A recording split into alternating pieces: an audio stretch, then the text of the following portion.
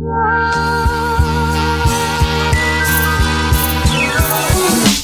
is up, you guys? Welcome back to another one. If you're new to the channel, I am Gold Pony. I do new car, truck, SUV reviews on YouTube, and today we're in the brand new 2025 Mazda 3 hatchback, courtesy of Hanover Mazda in Hanover, PA. For more information on their inventory, please feel free to check out the link in the description box below. So we're in this one today for one, because believe it or not, the 2025 Mazda 3 hatch is less expensive than the 2024 Mazda 3 hatch, and that's because of a new trim level. I'll get to that in a second, but also new tech for 2025, and this is a compact car with all-wheel drive availability, which you can't say for all of the compact cars that it competes against. So ultimately in this video, we will be testing out and going over everything about this one, from acceleration to braking, steering feel, ride quality, sound system, exhaust clip, all that fun stuff. So having said all of that, what do you guys say? Let's just go ahead and jump right into it. And as always, let's start with pricing. It says, as you can imagine, there are several different trim levels for the 2025 Mazda 3 hatchback. First one being the new trim level, which is the S,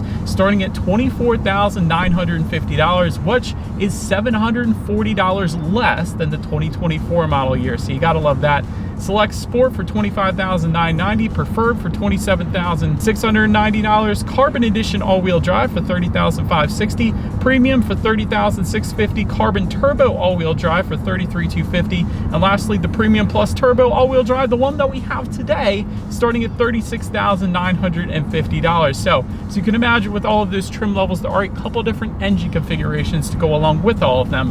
First one belonging to all the non-turbo trim levels, of course. That one is powered by a 2.5 liter naturally aspirated inline 4-cylinder, putting out 191 horsepower at 6,000 RPM, 186 pound-feet of torque coming in at 4,000 RPM. That power being sent to front wheels or all wheels. The all-wheel drive can be had with the Carbon Edition trim level only for this particular engine configuration, I'll put it that way. And that power is going to be sent to the ground through your choice of either a 6-speed manual for the premium trim level only, or a 6-speed automatic. 0 to 60 time coming in at approximately 7.6 seconds, with MPG numbers coming in at 26 in the city, 36 on the highway for the front wheel drive, 26 city, 33 then on the highway for the all-wheel drive, taking regular unleaded fuel. But so then there is that other engine configuration, of course, belonging to the turbo trim levels, and the one that we have today. That one is powered by a 2.5 liter turbocharged 4-cylinder, putting out 250 horsepower at 5,000 RPM, 320 pound-feet of torque coming in at 2,500 RPM,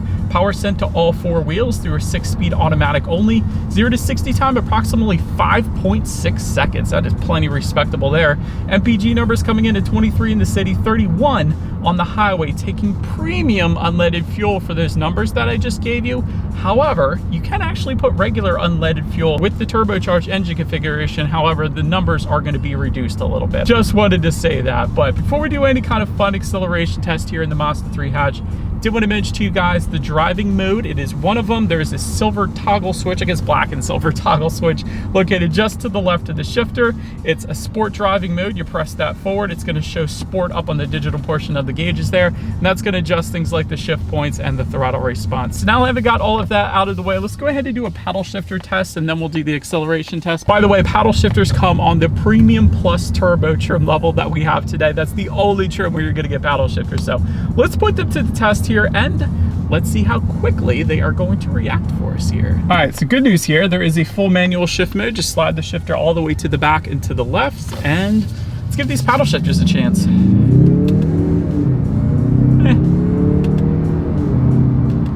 They're a little bit of a delay. I mean, they're okay, but yeah, there's a little bit of delay. Quite honestly, I think the Honda Odyssey I just drove might have had quicker reacting paddle shifters than this thing, so there is a delay. Having said that, I still like that they're there. Reason being is because if you're driving and it's snowing out and something like that in PA, and it quite often does, not only do you have all-wheel drive, but if you're going down a hill rather than actually hitting the brakes and sliding off the road, you can do a little bit of engine braking by using the paddle shifters, and you're less likely to actually slide off the road. So they're good for that reason. Like I said, a little bit of a delay to them, that's all. But anywho, let's now go ahead and find another straightaway. Let's put the acceleration here to the test, and let's see how quickly the Mazda 3 hatch with the turbocharged engine here can get us up to speed. All right, in 3, 2, 1, go.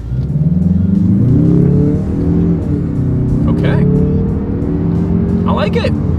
There's nothing wrong with that whatsoever. And But there wasn't really any turbo lag either, which is really weird, because typically with turbocharged 4-cylinders, you get a little bit of that turbo lag, but for whatever reason, Mazda did a wonderful job with that. There wasn't really any turbo lag, and because we had all-wheel drive and not sending all that power to the front wheels, love that, Mazda, thank you.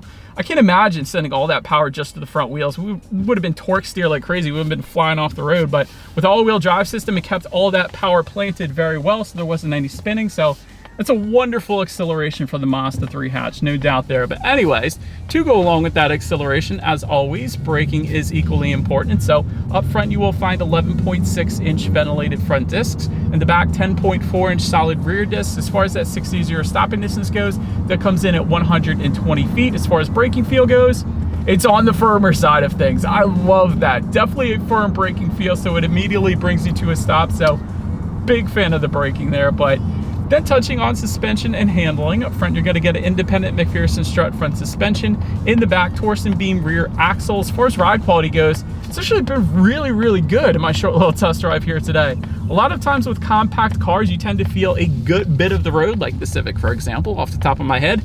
But honestly, with the Mazda 3, it's doing pretty darn good. It's absorbing the road imperfections pretty nicely. This is probably the worst road that I always drive on my test drives. It's actually doing a fairly good job at absorbing all these imperfections. So at least compared to a lot of the other compact cars that I drive now, it's not like an adaptive damping suspension or an air ride suspension or anything like that, but it's doing pretty darn good for what the vehicle is. I'll put it that way. Now the steering feel, that's the one I could talk about forever, because the Mazda 3 hatch, and really all Mazdas, they just crush it with steering feel and handling. This is such a nice feel to it. It's weighted on the heavier side of things, so it instantly points you in the direction that you want to go. You don't always get that with compact cars. Take, for example, the Toyota Corolla. It's a very loose steering feel, very unemotional. But with the Mazda 3, it instantly points you in the direction that you want to go. This is the car that you want to drive if you enjoy driving on back roads. This thing is wonderful. Then touching on cabin noise, I'm going 33 miles per hour right now. I'll let you guys be the judge of that. Honestly, it's doing pretty good. It's a pretty darn serene cabin for what the vehicle is. Touching on rear visibility now, that's where it's not the best. If you wanted better visibility, go with perhaps the Mazda 3 sedan, but with the hatch, especially when you're backing up, those back two corners are beefy. So there are some blind spots back there. Having said that, it's not anything that you wouldn't be able to get used to. I always see that in the comments section, and I've had that experience as well, having coupes before with bad visibility. It is something that you get used to the more you drive the vehicle. So it wouldn't be something that would deter me from getting a Mazda 3 hatch, but just know there are some blind spots in the back two corners there, like if you're putting it in reverse. Having said that, the rear view camera on this infotainment screen is plenty fine, so you shouldn't have any issues with that either. But a couple more things of visibility. All trim levels are going to get rain sensing windshield wipers, touching on forward visibility. So whenever this thing detects any kind of mist or rainfall, it's going to automatically turn on those windshield wipers for you. So just one less thing you got to worry about there. And on top of that, I am looking at right now a head-up display projecting my speed limit, and safety features up onto my windshield, and I can actually see it through my sunglasses, which I don't think I've ever been able to say before. Usually, I mean, that is a very bright head-up display without my sunglasses, but the fact that I'm able to see it with sunglasses, that's incredible. I don't think I've ever been able to say that, so well done, Mazda, yet again. But anyways, that pretty much rounds out the performance segment of this review, you guys. Let's now go ahead and take a look at the exterior of our brand new 2025 Mazda 3 hatchback. All right, so here she is, you guys, the new 2025 Mazda 3 hatchback, finished in machine gray metallic. In case you were curious of the exact exterior color name that we had on this one with us here today. But as always, let's go ahead and start with where the Mazda 3 hatch is made. Taking a look at the VIN, first character is the letter J, indicating that the Mazda 3 hatch is built and assembled in Japan, as it should be. But starting up front, gloss black front grille does come standard. To the sides, LED headlights does come standard on all trim levels across the board. You gotta love that. They come with LED daytime running lights. You get the automatic feature. You also get automatic high beams. So if you have your high beams on at night and it senses a vehicle coming in the opposite direction, it's going to automatically dim them back to low beams. And when that vehicle is gone, it's going to automatically bounce it back up the high beams for you there. So that's pretty cool. And Gets even better. With the Premium and Premium Plus trim levels, you also get an adaptive front lighting system. I love that. So at night, when you're going around a bend at night, the headlights are going to swivel based on the direction of your steering angle, better help illuminating what is around that bend, so you're less likely to hit a deer or Sasquatch or an alien or a gnome or whatever the case. So I love that. That's a safety feature in itself, and it's definitely going to help you out with illumination at night. But anyways, that pretty much rounds out the front end. Let's now go ahead and swing around to the side. All right, and so now since we are around to the side of this one, chrome belt line molding does come standard. Power adjustable side mirrors, of course, coming standard. They will either be finished in a gloss black or body colored, depending upon the trim level that you go with, of course. They will be heated on the Select Sport trim level and up. And again, with the Select Sport and up, you're going to get integrated turn signals integrated into them as well. Then take a look down at the wheel setup. You get 16-inch aluminum alloys for the S, and then 18-inch aluminum alloys for the Select Sport trim level and up. Anywho, that pretty much rounds out the side profile of this one. Let's now go ahead and swing around to the back. All right, so now since we are around to the back of the Mazda 3 hatch here, all the way to the top, you're going to find a body-colored shark fin antenna. Just below that, rear spoiler with a center high mount stop lamp. Rear window wiper affixed to the rear glass there. That looks good as well. The LED taillights, I love the design to them. Mazda always does a good job with their taillights, but LED taillights do come standard for all trim levels.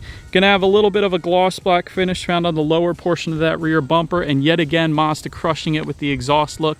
So many manufacturers are tucking their exhaust away these days, but Mazda doesn't do that. I love it. So dual exhaust outlets exposed with chrome tips. Having said that, I do believe you guys know what we have to do next here. As always, here is that exhaust clip.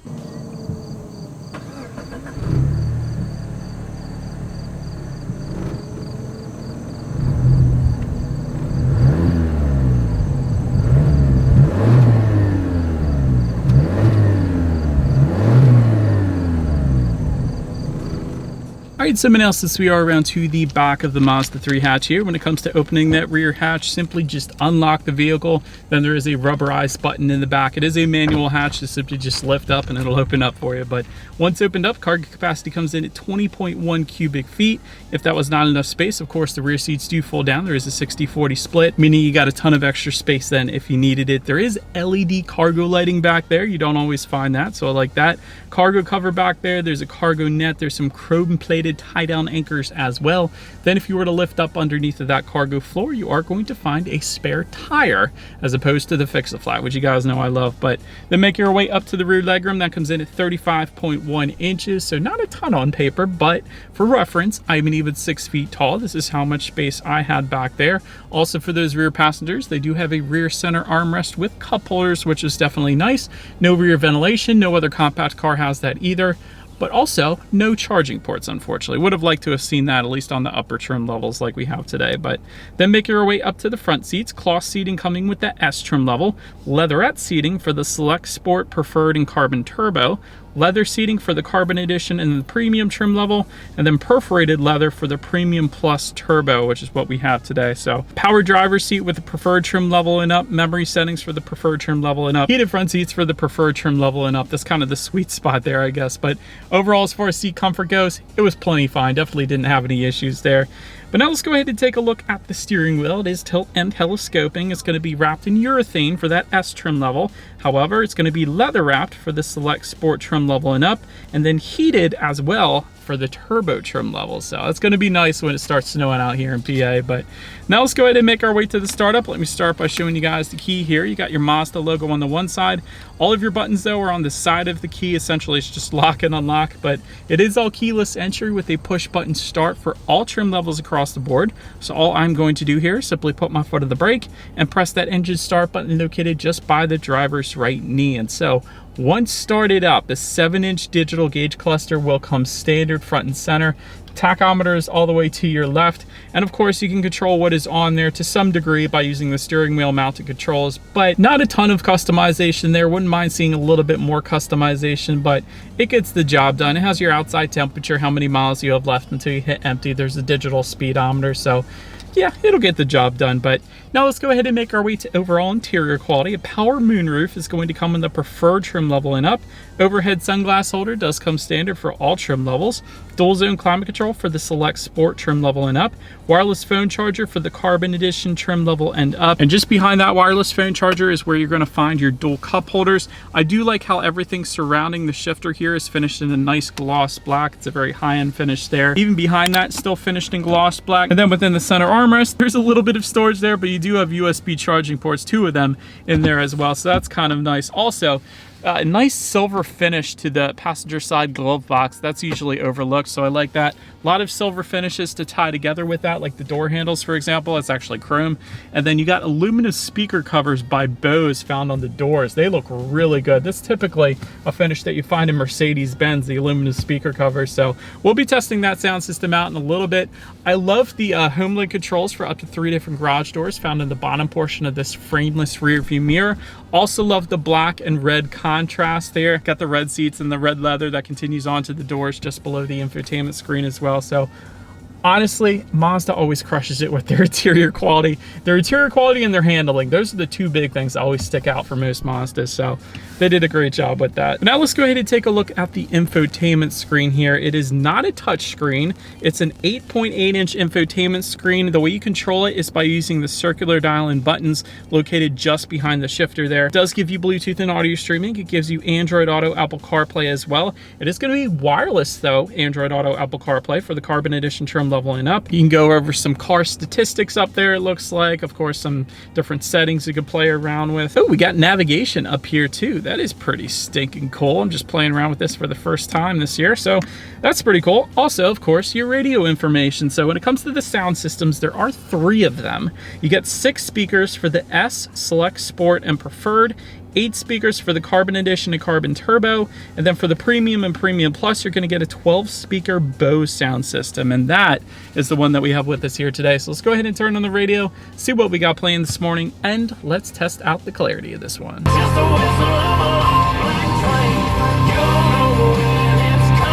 That was actually really good, and that was FM radio, which typically isn't the clearest compared to Sirius XM and Bluetooth and audio streaming, all that stuff, but that was pretty darn good. You could feel the bass, plenty of clarity, plenty of loudness. I can imagine if this had Sirius XM hooked up and I was able to test that out, this would be an incredible sound system. And Bose, that's a name that's been around for forever. I had a Bose sound system in my Infiniti G35 Coupe back in the day when they came out, and it was amazing. It never failed me, and aluminum speaker covers, that's just an incredible sound system for the Mazda 3. They did a really good job there. But last thing I want to mention to you guys on the infotainment screen at least is when you do put the Mazda 3 hatch in reverse, you will find a rear view camera coming standard across the board. It's insanely high definition as well. Then you got the 360-degree monitor for the Premium Plus Turbo as well, giving you that bird's eye view, which is always is going to lead us into safety. And so to start, the Mazda 3 hatch is an IIHS Top Safety Pick Plus, which is the very highest designation given by IIHS. That pretty much says it all right there.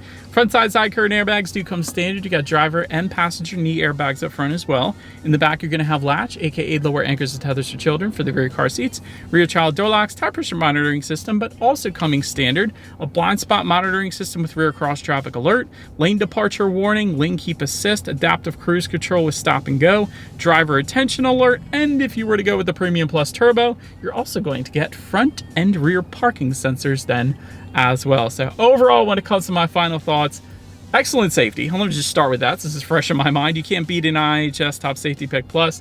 Also known for very good reliability. Now, it's probably going to be more reliable with a naturally aspirated engine compared to the turbocharged one, but it does have that reputation, so that's pretty good. Also love that all-wheel drive is available on a compact car like the Mazda 3. You don't always get that, so well done Mazda for that. Very fun to drive and incredible handling / steering feel to the Mazda as well here. And that's something they've always been known for, but it's so much fun to drive through the back roads just because it has a nice weight to the steering. it's definitely more enjoyable than, let's say, a Toyota Corolla and a Honda Civic as well. It is the best in class when it comes to handling and steering feel. There's no doubt about that. Also love that it's made in Japan. I'm a JDM car guy, so yeah, big fan of that. The only constructive criticism I can think of is the big blind spots in the back corners, and that's what you're gonna get with the Mazda 3 hatch. That's just the way it is. If you don't want that, go with the Mazda 3 sedan. You get all the driving dynamics with that as you do with this, but personally, I do like the look of the Mazda 3 hatch. But let me know what you guys think of this one in the comments section below. That's about it for this one, you guys. Thank you so much for watching. Feel free to follow me on social media at the bottom of the screen. If you want to see what's coming next on the channel before it gets to YouTube, be sure to hit the subscribe and the bell notification button if you're into new car reviews. That is what we do here on this channel after all. Do appreciate you guys watching more than you know. I will see you guys all in the next video. Stay gold.